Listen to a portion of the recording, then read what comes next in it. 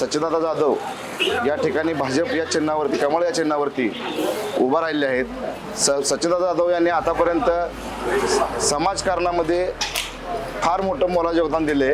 आमच्या भागामध्ये त्यांनी जकरा शुगर या माध्यमातून हजारो तरुणांना रोजगार संधी उपलब्ध करून दिले। जकरा मल्टीस्टेटच्या माध्यमातून हजारो युवकांना या ठिकाणी रोजगार मिळवून साधन दिले।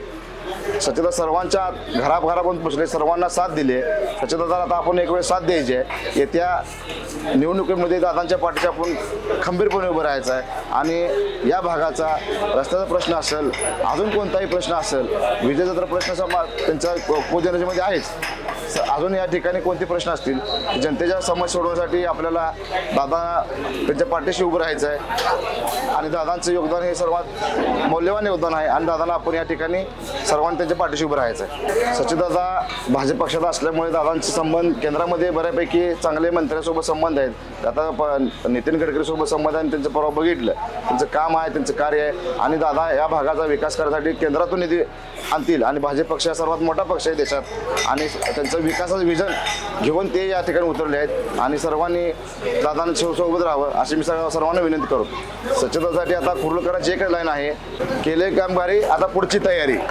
लक्षात ठेवा, येत्या 7 तारखेला कमळ या चिन्हासमोरील बटन दाबून प्रचंड बहुमतांनी विजयी करा।